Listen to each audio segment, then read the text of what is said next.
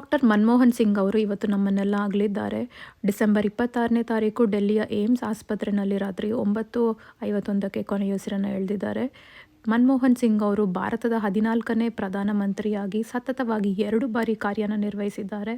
2004ರಿಂದ 2014ರವರೆಗೂ ಯಶಸ್ವಿಯಾಗಿ ಪ್ರಧಾನಮಂತ್ರಿಯಾಗಿ ಕಾರ್ಯನಿರ್ವಹಿಸಿದ್ರು. ಇವರು ಸೆಪ್ಟೆಂಬರ್ 26ನೇ ತಾರೀಕು 1932ರಲ್ಲಿ ಪಂಜಾಬಲ್ಲಿ ಜನಿಸ್ತಾರೆ. ಅದು ಈಗಿನ ಪಾಕಿಸ್ತಾನ ಆಗಿದೆ. ಶಾಲಾ ದಿನಗಳಲ್ಲಿ ಉರ್ದು ಮೀಡಿಯಂನಲ್ಲೇ ಇವರ ವಿದ್ಯಾಭ್ಯಾಸ ಎಲ್ಲನೂ ಮುಂದುವರಿಸ್ತಾರೆ. ಹಾಗೆಯೇ 1948ರಲ್ಲಿ ಅರ್ಥಶಾಸ್ತ್ರದಲ್ಲಿ ಬ್ಯಾಚುಲರ್ಸ್ ಡಿಗ್ರಿನ ಕೂಡ ಪಂಜಾಬ್ ಯೂನಿವರ್ಸಿಟಿಯಿಂದ ಪಡಿತಾರೆ. ಅರ್ಥಶಾಸ್ತ್ರದಲ್ಲಿ ಇವರಿಗಿದ್ದ ಅಪಾರವಾದ ಆಸಕ್ತಿಯಿಂದ 1957ರಲ್ಲಿ first class honours degree in economics from university of Cambridge ಅನ್ನು ಕೂಡ ಪಡಿತಾರೆ.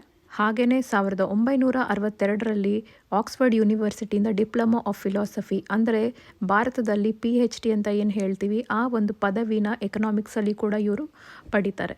ಡೆಲ್ಲಿ ಸ್ಕೂಲ್ ಆಫ್ ಎಕನಾಮಿಕ್ಸ್ ಮತ್ತು ಪಂಜಾಬ್ ಯೂನಿವರ್ಸಿಟಿ ಎರಡೂ ಕಡೆಯಲ್ಲೂ ಇವರು ಅರ್ಥಶಾಸ್ತ್ರ ಉಪನ್ಯಾಸಕರಾಗಿ ಕಾರ್ಯನಿರ್ವಹಿಸಿದರು. ಉಪನ್ಯಾಸಕರಾಗಿ ಕಾರ್ಯನಿರ್ವಹಣೆ ಮಾಡ್ತಾಯಿದ್ರು. ಹಾಗೆಯೇ 2 ಬುಕ್ನ ಕೂಡ ಬರೆದಿದ್ದಾರೆ. India's export trade trends and prospects for self sustained growth, ಹಾಗೆಯೇ critic India's inward oriented trade policy. ಈ 2 ಪುಸ್ತಕಗಳನ್ನ ಮನಮೋಹನ್ ಸಿಂಗ್ ಅವರು ರಚನೆ ಮಾಡಿರುವಂಥದ್ದು. 1971ನೇ ಇಸ್ವಿನಲ್ಲಿ ಭಾರತ ಸರ್ಕಾರಕ್ಕೆ ಇವರು ಆರ್ಥಿಕ ಸಲಹೆಗಾರರಾಗಿ ಕಾರ್ಯನಿರ್ವಹಣೆ ಮಾಡೋದಕ್ಕೆ ಶುರು ಮಾಡ್ತಾರೆ. ನಂತರ 1991ರಿಂದ 96ರವರೆಗೆ ಹಣಕಾಸು ಸಚಿವರಾಗಿ ಭಾರತ ಸರ್ಕಾರದಲ್ಲಿ ಇವರು ಕಾರ್ಯನಿರ್ವಹಣೆ ಮಾಡ್ತಾರೆ. ಇವರು ಸಚಿವರಾಗಿದ್ದಂಥ ಕಾಲದಲ್ಲಿ ಅನೇಕ ಆರ್ಥಿಕ ಕುಸಿತಗಳನ್ನ ಆಗೋದನ್ನು ತಡೆಗಟ್ತಾರೆ. ಹಾಗೆ ಪ್ರಪಂಚದಾದ್ಯಂತ ಭಾರತಕ್ಕೆ ಆರ್ಥಿಕ ಮನ್ನಣೆ ಸಿಗೋ ಹಾಗೆ ಮಾಡ್ತಾರೆ. ಡಾಕ್ಟರ್ ಮನಮೋಹನ್ ಸಿಂಗ್ ಅವ್ರನ್ನ architect of the modern Indian economy ಅಂತ ಕೂಡ ಕರೀತಾರೆ. ಯಾಕೆಂದರೆ ಭಾರತದ ಆರ್ಥಿಕ ಸ್ಥಿತಿ ಸುಧಾರಿಸೋದಕ್ಕೆ ಇವರ ಪಾತ್ರ ತುಂಬಾ ಮುಖ್ಯವಾದದ್ದು. ಹಾಗೆ ಇವರ ಕೊಡುಗೆ ಅಪಾರ ಅಂತಲೇ ಹೇಳ್ಬೋದು. ನಂತರ 1998ರಿಂದ 2004ರವರೆಗೆ ವಿರೋಧ ಪಕ್ಷದ ನಾಯಕರಾಗಿ ಕಾರ್ಯನಿರ್ವಹಣೆ ಮಾಡ್ತಾರೆ. ಸತತವಾಗಿ 10 ವರ್ಷಗಳ ಕಾಲ ಇವರು ಭಾರತದ ಪ್ರಧಾನಿಯಾಗಿ ಕಾರ್ಯನಿರ್ವಹಣೆ ಮಾಡಿದ್ದಾರೆ. 2004ರಿಂದ 2014ರವರೆಗೆ.